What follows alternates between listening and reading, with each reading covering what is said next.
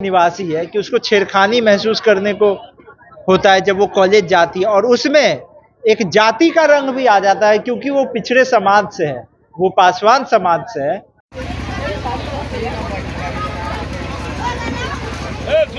जनता का लाभ ले रहे हैं और कुछ नहीं, इनको जनता से मतलब नहीं है। क्या आपके भाई को नकार देगी जनता? क्या लग रहा है आप जा रहे हैं? देखिए, पूरे सरकार को ही नकार देगी जनता। केंद्रीय मंत्री चिराग पासवान के लोकसभा क्षेत्र पहुंच गए हैं उनके भाई यशराज पासवान और उनकी पोल खोल रहे हैं। कह रहे हैं कि जीत कर चले गए, जनता से झूठ बोल करके तो वोट ले लिया, लेकिन उनको देखने तक नहीं आते हैं। और ऐसे में देखिए, अब वो जब दलित बस्ती में पहुंचे और जब उनकी समस्या सुनी तो वो भी जो है उनका भी रूह कांप उठा। और जिस बच्ची के साथ दिक्कत हो रहा है वो अपनी जब समस्या सुना रही थी तो वो काफ़ी भावुक नज़र आए और लोगों ने उनसे रिक्वेस्ट किया कि जब आप यहाँ पहुँचे हैं तो खाना हमारे साथ खाइए। उसके बाद क्या, यशराज पासवान नीचे ही बैठ गए हैं। आप कम ही इस तरह की तस्वीर देखते होंगे। और कभी दलित बस्ती में नेता ऐसे बैठ करके ज़मीन पर खाना नहीं खाते, बहुत स्टैंडर्ड से खाना खाते हैं, उनके लिए अलग प्लेट गिलास आता है। लेकिन देखिए, जैसे आम लोग खा रहे हैं और दलित लोग खा रहे हैं वैसे वो बैठ गए हैं और सुनते सुनते वो बैठे हैं। उसके बाद खाना जो है शुरू होने वाला है। उसके बाद जैसे ही खा करके उठे और उनसे पूछा गया क्या कहेंगे, आपके भाई है, यहाँ से मंत्री बन गए हैं, यहाँ के लोगों ने जिता करके भेज दिया। तो देखिए कैसे ही अपने भाई पे बरसते हुए नज़र आ रहे हैं और क्या कुछ जो है कह रहे हैं। देखिए तमाम वीडियो जा रहे हैं, कितना लोगों का समर्थन मिल रहा है, लोग क्या कुछ कह रहे हैं? देखिए, आज हम लोग यहाँ हाजीपुर जिले में महुआ में हम लोग आज एकत्रित हुए हैं। आप आगे पीछे देख ही सकते हैं कि यहाँ पे सभी सिर्फ महिलाओं की तो तादाद आप देख ही रहे हैं, पर साथ साथ हमारी बहनें और हमारे भाई जितने युवक हैं वो सब कितने जोश और उल्लास के साथ यहाँ एकत्रित हुए हैं। बाकी सभी उम्रदराज लोग भी हैं। देखिए, यहाँ पे हम लोग जो आए हैं तो हम लोगों का उद्देश्य कोई जनसभा या राजनीतिक कार्यक्रम का नहीं, दलित चौपाल लगा के यहाँ पे सबसे चर्चा विमर्श करने का हम लोग का उद्देश्य था। भाई का ही आप पोल खोल रहे हैं आकर के, आपके भाई मंत्री है यहाँ से। देखिए, हम क्या पोल खोलेंगे, यहाँ पे लोग ही अनेकों जो यहाँ कहानी चल रही है, यहाँ पे कार्यकलाप चल रहा है, उसका विवरण दे रहे हैं। यहाँ पे आपने देखा, हमने लोगों से क्या पूछा कि आपको यहाँ जमीनी हकीकत से हमको अवगत कराइए, आपको यहाँ क्या समस्याएं महसूस करने को मिल रही है। उल्टा यहाँ पे लोग हमें सारी समस्याएं तो बता रहे हैं, ये भी बता रहे हैं कि 24 में जो लोग यहाँ वोट मांगने आए थे कि हमारा सांसद बनाइए, हमारा सरकार बनाइए, हाथ पैर जोड़ के वो वोट मांग के तो चले गए, लेकिन अब कोई सुनवाई नहीं है। उनके लोकल प्रतिनिधि जो लोग हैं, कोई फोन नहीं उठाता है। उसके सिवाय सरकार से भी, जो बिहार सरकार है उससे भी लोगों को बहुत ज़्यादा दिक्कत है, समस्या है। यहाँ पे सरकार कह रही है कि हमने वृद्धा पेंशन बढ़ा दिया। यहाँ पे ऐसे अनेक लोग मिले जो कह रहे हैं कि हमें कितने महीनों से तो पेंशन ही नहीं मिला है।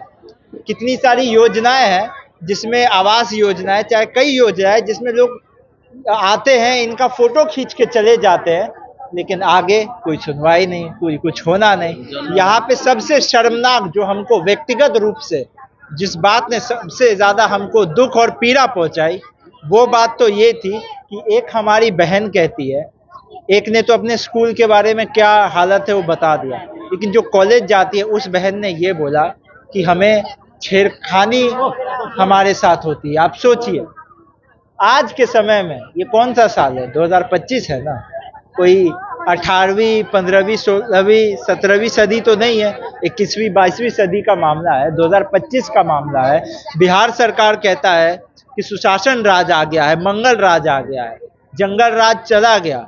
ये तो तथाकथित मंगल राज हुआ ना। हमारी बहन हमको आके बता रही है, जो महुआ के निवासी है, कि उसको छेड़खानी महसूस करने को होता है जब वो कॉलेज जाती है, और उसमें एक जाति का रंग भी आ जाता है क्योंकि वो पिछड़े समाज से है, वो पासवान समाज से है, तो उस कारण भी उसको उत्पीड़न झेलना पड़ता है, भेदभाव। से सांसद है, मंत्री बने हैं और दलित मेरे रहते कोई नहीं आएगा और करे छेड़खानी। ये तो अभी भी हमारी बहन वो पीछे ही होगी।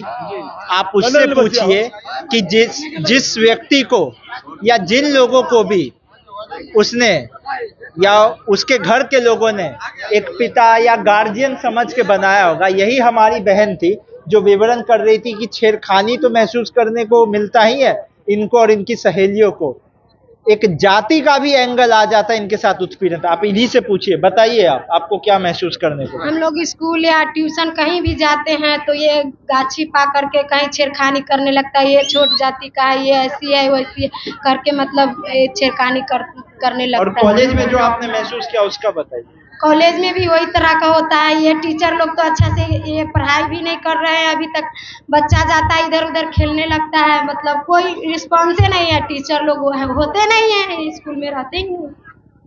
तो आपने सुन लिया इनसे खुद कि क्या इन्हें समस्या महसूस करने को मिल रही है। तो देखिए बहुत शर्मनाक बात है, इसीलिए हम लोगों ने यहाँ चौपाल का आयोजन किया, हम लोग सभी लोग एकत्रित हुए और इस बार जो सरकार बनेगी उसमें रालोजपा की भूमिका रहेगी ये तो तय ही है, लेकिन ऐसी सरकार बनेगी जो एक उज्जवल भविष्य, एक समृद्ध भविष्य और एक तेजस्वी भविष्य की कामना कर सके, ऐसी सरकार बने। एनडीए सरकार बनाने की भी बात कर रहे हैं आपके जो भाई हैं केंद्रीय मंत्री चिराग पासवान, सर इस बार एनडीए सरकार बनेगी। देखिए इन लोगों की बात का कोई विश्वसनीयता नहीं रह गया है।